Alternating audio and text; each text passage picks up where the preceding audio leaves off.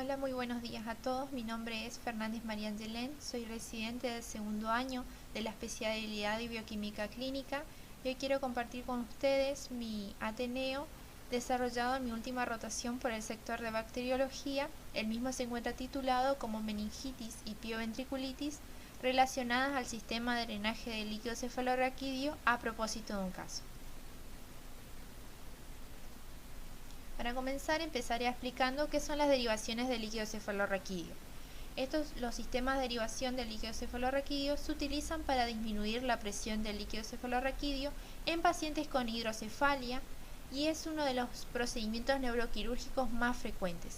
Existen dos distintos tipos de derivaciones, el externo e interno. El externo consiste en un catéter que se origina desde el espacio subaracnoideo o ventricular que drena el líquido cefalorraquídeo hacia por fuera del cuerpo, mientras que a diferencia de lo que es el sistema de derivación interno, el catéter drena el líquido cefalorraquídeo a distintas regiones del cuerpo. Dentro de esto se dividen en tres. El más utilizado es el sistema de ventrículo peritoneal, en la cual va a drenar el líquido cefalorraquídeo hacia la cavidad abdominal. Seguidamente, en frecuencia, le sigue el sistema de derivación ventrículo atrial, que va a drenar el líquido cefalorraquídeo hacia la aurícula derecha. Y por último, tenemos los sistemas de derivación lumboperitoneal, que es similar a la ventrículo peritoneal, pero se diferencia en el origen. En el origen, en este caso, es en el espacio espinal. Estos sistemas de derivación consisten en un sistema cerrado estéril que permite el drenaje del líquido cefalorraquídeo a través, como bien dije, de un catéter. En cuanto a la más utilizada, es la derivación ventrículo-peritoneal, que se considera un gol estándar para el tratamiento de las hidrocefalias congénitas y adquiridas, tanto en niños como adultos. El procedimiento quirúrgico generalmente implica entonces en desviar o enviar el líquido cefalorraquídeo hacia la cavidad abdominal mediante este sistema. El problema que se ha visto con el uso de estos sistemas de derivación es que se asocian a un mayor riesgo de infecciones del sistema nervioso central, como ser meningitis o ventriculitis, que inciden en un aumento de la mortalidad en un 10 al 20% de los casos. La infección es una de las principales causas de mortalidad en niños que son sometidos a estos procedimientos. Ahora bien, para adentrarnos un poco a lo que es meningitis bacteriana, vamos a recordar un poco qué son las meninges. Las meninges son un conjunto de membranas de tejido conectivo que cubre el sistema nervioso central y que está protegiendo tanto el cráneo como columna vertebral.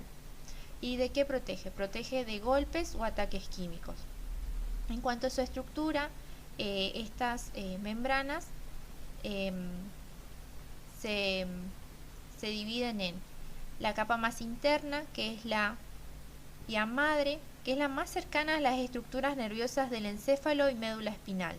Luego le sigue la aracnoides, que es la capa vascular que conecta con la meninges interior a través de vasos sanguíneos y le separa un espacio subaracnoideo en la cual va a circular el líquido cefalorraquídeo. Y por último, la capa más externa, que es la dura madre. Para recordar un poco cuáles son las características de un líquido cefalorraquídeo normal, hay que decir que es un líquido estéril, límpido, incoloro y que presenta un bajo contenido celular y proteico.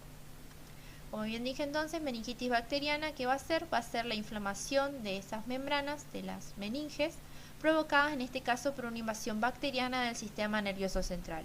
Es una enfermedad que va a predominar en los extremos de la vida. Alrededor del 70% de los casos se presentan en menores de 5 años, habiendo un pico en los mayores de 60 años. Va a afectar de igual manera tanto a hombres como a mujeres y afecta a todos los niveles socioeconómicos, habiendo un predominio en población de bajos recursos. Se ha visto un incremento de casos en estas épocas de otoño e invierno y que probablemente estarían relacionados a un incremento de las infecciones respiratorias. En cuanto al agente etiológico, principalmente se lo relaciona con estos tres agentes etiológicos, Haemophilus influenzae, Neisseria pneumoniae y Streptococcus pneumoniae. En cuanto a meningitis bacteriana de la comunidad, el 80% se debe a estos dos agentes causales. Esta imagen lo que trata de explicar es que a lo largo de nuestra vida nosotros vamos a estar en contacto con distintos agentes causales de meningitis. No solamente son estos tres, sino que existen otros. Por ejemplo, meningitis neonatal se ha visto por ahí más involucrados lo que sea Escherichia coli, Streptococcus galactiae, mientras que a los adultos mayores el agente causal más importante sería en este caso la Listeria monocytogenes. En cuanto a la epidemiología, hablamos que a nivel mundial 1 de cada 10 pacientes muere al contraer meningitis, 1 de cada 5 presenta complicaciones graves. En 2017 ya se hablaba de 5 millones de nuevos casos, generando 290.000 muertes por año. Esto llevó a que la Organización Mundial de la Salud y distintos representantes de distintos países se reunieran y tomaran como ruta de trabajo titulado como derrotar a la meningitis para el 2030. Los objetivos del mismo eran eliminar las epidemias de meningitis bacteriana, reducir el número de casos de meningitis bacteriana prevenible, en este caso mediante la vacunación, en un 50% y las muertes en un 70%, reducir la discapacidad y mejorar la calidad de vida después de contraer una meningitis. En Argentina tenemos que se producen alrededor de 200 a 300 casos de meningitis por año y esto generaría y se ha visto un número de 25 muertes por año relacionados y a causa de meningitis.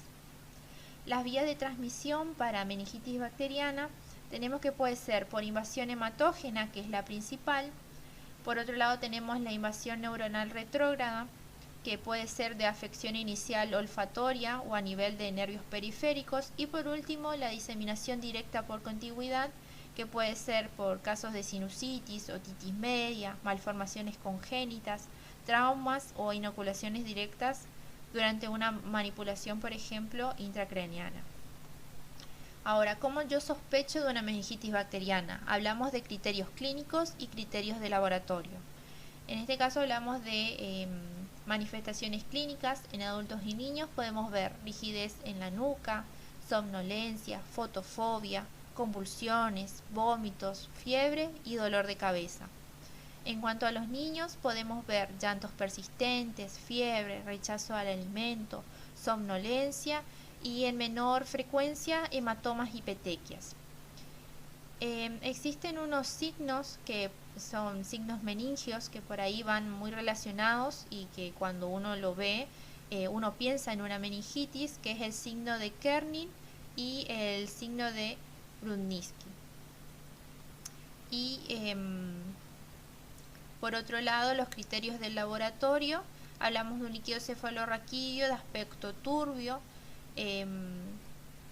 va a haber un recuento de leucocitos aumentados con un predominio del polimorfonucleares, la proteinorraquia también va a estar aumentada, va a ser mayor de 100 miligramos por decilitro y va a presentarse una hipoglucorraquia. Es decir, que vamos a tener una glucosa en el líquido cefalorraquídeo menor del 50% de la glucemia. Eso sería todo con respecto a meningitis bacteriana. Ahora, para adentrarnos a lo que es pioventriculitis, recordemos un poco qué son los ventrículos cerebrales. Estas son estructuras del cerebro destinadas a la producción y tránsito del líquido cefalorraquídeo. En enfermedades, en este caso como hidrocefalia, el sistema ventricular se observará con un aumento de tamaño. En cuanto a sus estructuras, consiste en ventrículos laterales, derecho e izquierdo, tercer y cuarto ventrículo. Este se considera una estructura y un sitio estéril. Entonces, la pioventriculitis vendría a ser la información de todas esas estructuras secundarias, en este caso a una infección. Principalmente se da en niños. En pacientes, también con pacientes con drenaje ventricular externos o derivaciones intraventriculares. En este caso, los signos de radiológicos pueden pasar desapercibidos y puesto que a menudo se comporta como una infección persistente, puede tener un desenlace fatal si no se instaura un tratamiento adecuado. En cuanto a la epidemiología, hablamos que es una de las complicaciones de gran importancia en la unidad de cuidados intensivos que atienden a estos tipos de pacientes con patologías neuroquirúrgicas, en las cuales se ha visto que a un 10 al 25% causa la muerte. A nivel mundial hablamos que al 20% de las pioventriculitis estarían relacionadas a los sistemas de derivación del líquido cefalorraquídeo y que el 14% se debe a causas postquirúrgicas. Como agentes etiológicos tenemos que el 25 al 56% se debe a agentes coco-gram positivos como ya ser Staphylococcus aureus o coagulasas negativas, el género Enterococcus.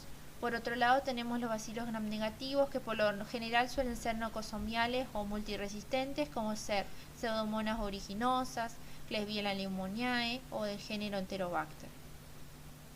Y acá tenemos para ver que el 5% que se consideran agentes causales infrecuentes son los agentes que son los más importantes y los principales agentes causales de una meningitis bacteriana para una pioventriculitis.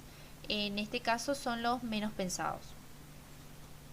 Como manifestaciones clínicas de una pioventriculitis, más o menos los generales son náuseas, dolor de cabeza, fiebre, alteración de la conciencia y somnolencia.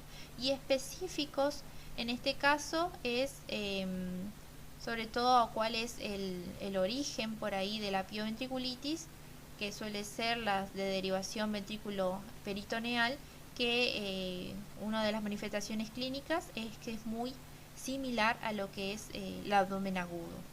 En cuanto a las vías de diseminación, como desde dónde se va a originar cuál va a ser el origen de la pioventriculitis, puede ser durante el acto quirúrgico, que es lo más frecuente, o desde la piel adyacente, vía hematógena, o mediante una infección retrógrada desde el catéter. Para hacer un diagnóstico de pioventriculitis siempre tiene que haber una sospecha clínica, una alteración del líquido cefalorraquídeo, un cultivo positivo, neuroimágenes y una ecografía abdominal. Con todo esto nosotros podemos llegar a un diagnóstico de pioventriculitis. Esto sería todo con respecto a los aspectos teóricos de estas patologías. Para adentrarnos entonces al caso clínico. Bueno, para comenzar entonces, tenemos a una paciente de sexo femenino de 5 años de edad, oriunda de Virasoro, Corrientes, que asiste al Hospital Dr. Fernando Barreiro el 9 de abril del 2023. El motivo de la consulta fue por fiebre, dolor abdominal y secreción mucopurulenta desde el botón gástrico. Otros antecedentes que se tienen es que ella proviene de un embarazo gemelar con bajo peso para la edad gestacional, su gemelo es sano, ella fue una recién nacida pretérmino, presentó una perforación intestinal a los meses de vida debido a los pocos meses entonces de vida, lo cual requirió una ileostomía, lo cual después conllevó a una hidrocefalia, por lo cual requirió la colocación del drenaje de derivación externo, que luego llevó a una pioventriculitis, en este caso por una cándida. Luego, a lo largo también de los años, ella presentó múltiples recurrencias respiratorias secundarias a broncoaspiración. Debido a esto, este año, a principio de año, se le coloca el botón gástrico para poder alimentarse de manera parenteral. Algo por ahí a destacar es que en cuanto a la inmunización, que se le hace todas las preguntas a la madre, las vacunas estaban incompletas. Bueno, entonces, ella ingresa el 9 de abril al hospital, se le solicita, en este caso, algunos estudios como orina completa, hemocultivo, urocultivo, hemograma, química, ecografías y radiografías. de las cuales a destacar tenemos que el hemograma presentaba una leucocitosis con desviación a la izquierda, hablamos de reactantes de fase agudos elevados, en la ecografía abdominal se evidenció un quiste compatible con la punta de catéter. Debido a esto, a horas de la tarde se decide una cirugía para la exteriorización del catéter. Entonces ella es llevada a cirugía en la cual se toma una muestra del líquido abdominal, la punta de catéter y una muestra del líquido cefalorraquídeo, que es llevada al laboratorio. El líquido cefalorraquídeo, bueno, se le manda muestras tanto para química como para bacteriología. En cuanto al examen físico-químico, presentó pleocitosis, hipoglucorraquia e hiperproteinorraquia. Y en cuanto al laboratorio de bacteriología, observaron el examen directo, no observaron nada, leucocitos 3 a 4 por campo, pero al realizar la coloración de Gram se pudo observar la presencia de cocobacilos Gram negativos, que esto sería compatible con los cocobacilos con una Haemophilus influenzae. El laboratorio presenta un kit, que es un kit de aglutinación por látex, en la cual se realizó y dio negativo para el Haemophilus influenzae serotipo B. Esto se informa a los médicos y en este caso los médicos primero asumen que se podría tratar de un caso de pioventriculitis. A horas de la mañana del otro día la niña presenta anuria y fiebre.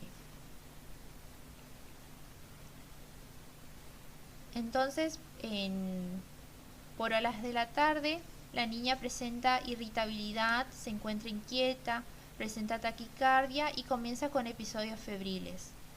A su vez, en el laboratorio, ellos ya pueden confirmar que el agente causal es, en este caso, el Haemophilus influenzae. Por la noche, la niña empieza a tener convulsiones y los cuales duraron más de media hora. Esto entonces hace que otra vez vuelva a ingresar a cirugía, en la cual se le vuelve a tomar una muestra de líquido cefalorraquídeo, la cual es enviada al laboratorio presentando las mismas características: pleocitosis, es decir, un aumento del recuento celular, hipoglucorraquia, una disminución de glucosa, y una hiperproteinorraquia, un aumento de proteínas en líquido cefalorraquídeo. Con todo esto, más la clínica de la paciente, más el agente causal, ellos consideran que el diagnóstico en este caso es una meningitis por Haemophilus influenzae. El agente causal siempre, por ahí el serotipo más involucrado en este caso es el tipo B. Para la niña la prueba dio negativa. Entonces esta muestra luego se derivó al laboratorio Malbrán para poder determinar cuál era el serotipo en este caso. Bueno, la niña, cursaba con una meningitis, entonces dura unas varias semanas, pero luego al mes empieza a presentar en los distintos cultivos de líquido cefalorraquídeo, desarrolló el Staphylococcus aureus metilino resistente, que en este caso, ellos querían buscar cuál era el origen de dónde provenía este Staphylococcus aureus, pensando en que había sido por medio del catéter. Para eso mandaron retrocultivos y contralaterales que fueron negativos a 166 horas. No se detectó este Staphylococcus aureus, entonces otra vez quedó como que el foco infeccioso fue el sistema de drenaje del líquido cefalorraquídeo. Bueno, entonces, eso todo con respecto al caso clínico. Para adentrarnos ahora un poco a lo que fueron los agentes causales, en este caso, para meningitis, la meningitis fue el Haemophilus influenzae, y para la pioventriculitis el Staphylococcus aureus metilino resistente. Entonces, El Staphylococcus aureus metilino resistente es un patógeno causante de infecciones adquiridas en la comunidad y en el hospital. Primeramente se trataba con penicilina. Este era el primer antibiótico perteneciente a las familias de los beta-lactamáticos que comenzó a utilizarse clínicamente en 1941. Pero tan solo al año ya se generaron resistencias. Esto llevó a la producción de otro tipo de penicilinas sintética, que era la meticilina. Pero también al año ya se empezaron a observar también resistencias a la meticilina.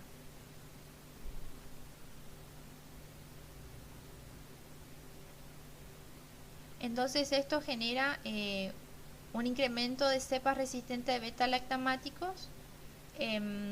Entonces, ¿cuál es el mecanismo por el cual el Staphylococcus aureus puede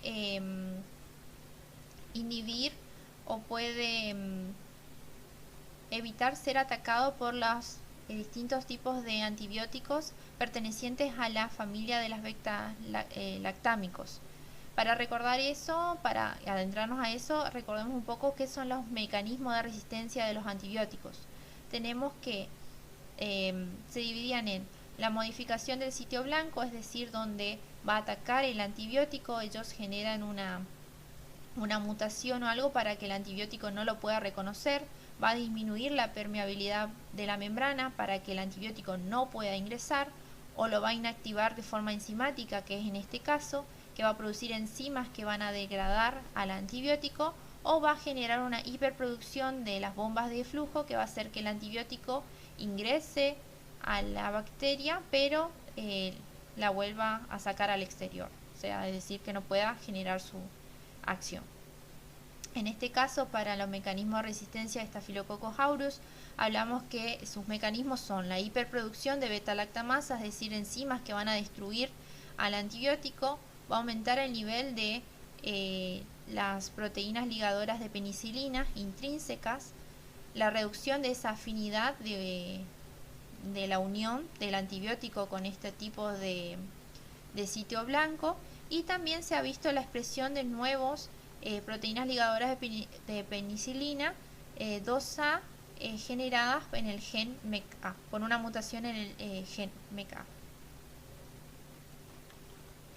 En cuanto a la vigilancia epidemiológica, se ha visto que fue recién a partir del año 2003 que se aceptó que los Staphylococcus aureus meticilino resistentes de la comunidad pueden causar brotes también nosocomiales, y a su vez los que eran Staphylococcus aureus meticilino resistente nosocomiales podrían circular también en la comunidad.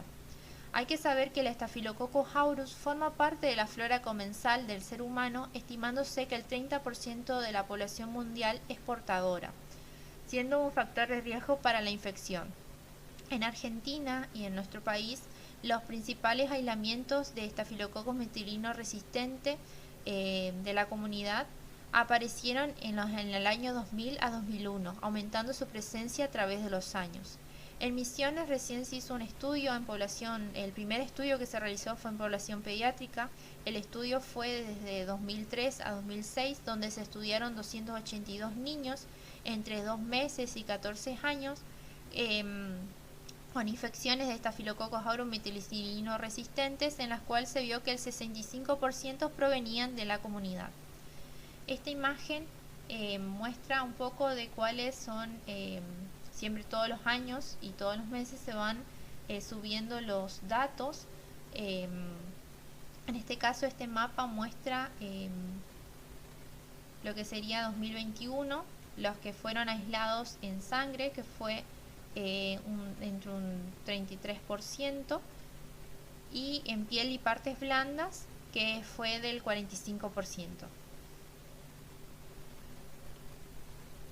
Por otro lado, el Haemophilus influenzae tenemos que coloniza normalmente la región nasofaringe humana.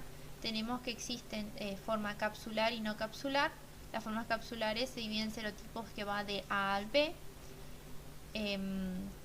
También la hemofilia influenzae no solamente causa meningitis, también está relacionado a otro tipo de enfermedades como ser otitis media, sinusitis, neumonía, meningitis bacteriana o artritis séptica. Se ha visto que el serotipo B es el patógeno más virulento, seguido del serotipo A, que afecta principalmente a niños menores de 2 años. La vacunación contra hemófilos influenzae de tipo B está incluida en la vacuna quíntuple. En este caso hablamos que en la Argentina constituía el 45 al 50% del total de meningitis producidas en la etapa prevacuna, donde el 80% afectaba a menores de 2 años y se hablaba de una mortalidad que iba entre 370.000 niños fallecidos por año en esta etapa prevacuna. Entonces, esta imagen fue sacada de un boletín también epidemiológico en donde muestra cómo desde la introducción de la vacuna, cómo fueron disminuyendo los casos de meningitis, ya que antes el agente causal más importante de meningitis bacteriana era la Haemophilus influenzae serotipo B. Pero se ha visto que a partir de los años de 2014, 2015, un aumento. Y esto se debe a que también han disminuido las vacunaciones. Entonces esto ha dado pie a el incremento de casos. Entonces, como conclusiones a este Ateneo, tenemos que la infección es una de las complicaciones más frecuentes de las derivaciones ventriculares del líquido cefalorraquídeo con baja mortalidad, cuando el diagnóstico y tratamiento son precoces. La vacunación en este caso sigue siendo el método más efectivo para prevenir la meningitis bacteriana causada por meningococos, Haemophilus influenzae y neumococos. Las infecciones relacionadas en este caso con asistencia sanitaria son considerados un problema de salud pública mundial que provoca un considerable aumento de morbimortalidad, las estancias hospitalarias y generarían importantes costes sanitarios. En cuanto a la vigilancia epidemiológica, es una tarea permanente, siempre se está trabajando en eso, constituye un instrumento de vital importancia para identificar, medir y analizar los problemas sanitarios que van a afectar a la población y sobre esta base tomar decisiones orientadas a la promoción de salud, prevenir la enfermedad o en su defecto controlar los problemas que ya se han presentado.